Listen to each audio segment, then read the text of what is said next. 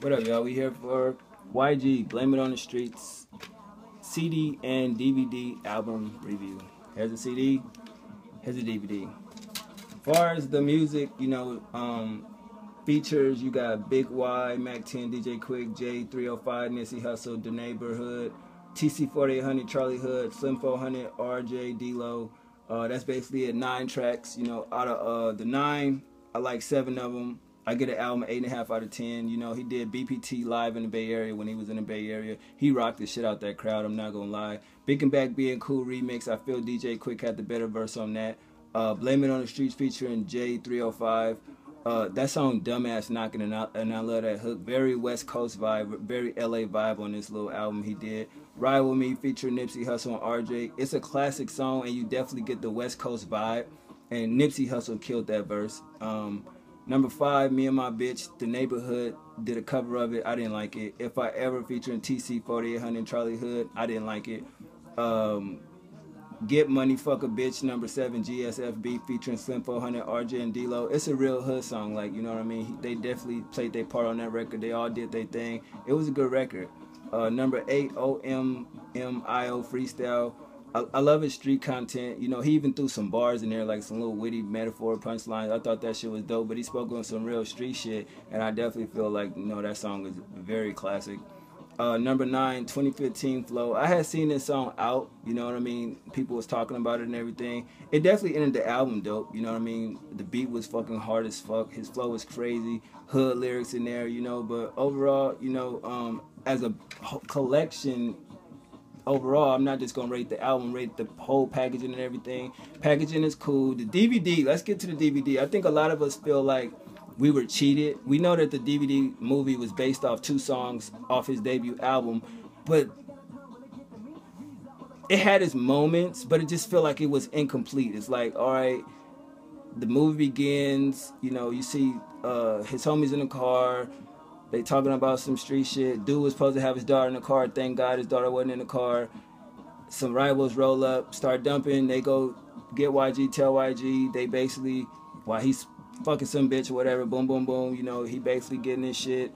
They go ride on them niggas, yada, yada, yada. And then they basically go into robbing houses and shit like that. And, getting the car chased, yada, yada, yada. He got away. A couple of his homies didn't. And it just felt like the movie was over. And I'm like, all right, damn, like, I don't understand. It seemed like that was 30 minutes, and I'm watching the DVD like, yo, this shit is 30 minutes, but it just seemed like it wasn't finished. Not saying it was whack or anything, it just felt like it really wasn't finished. So, I mean, it's dope. I mean, it's a great collector's item. I definitely feel like Young Jeezy should have definitely stepped in and showed, him a little steps of certain things. He should have got more,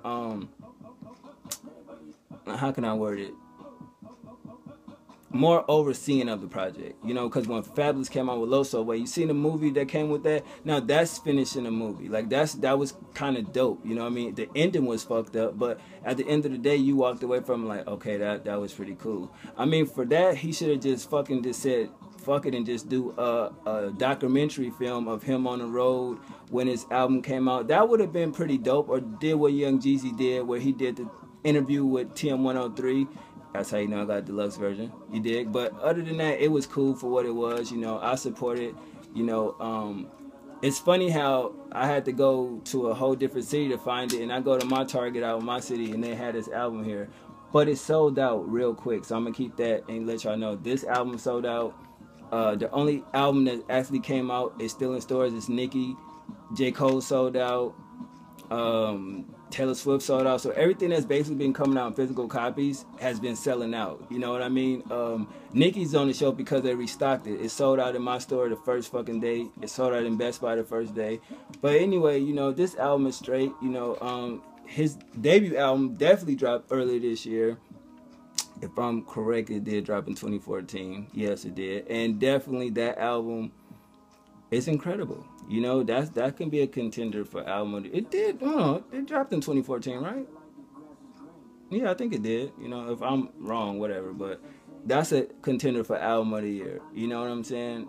But at the end of the day, YG, Blame It on the Streets, it was well worth the money, though. I think what'll help you if you listen to My Crazy Life, listen to the soundtrack, and then watch the movie. It'll overall help you understand it, because I think if you just go watch the movie, you're not going to understand it. Or watch him in an interview explaining this whole package and this whole project that he released. Then you will get it. You dig what I'm saying? But overall, I give it an 8.5 out of 10. The songs I like 7 out of 9. Production on that shit was about 8.5 out of 10. You know, no shade, no nothing. I did enjoy it. That's why I bought it. You dig? And this is the first project that I never heard. Bought it on the strength of the movie.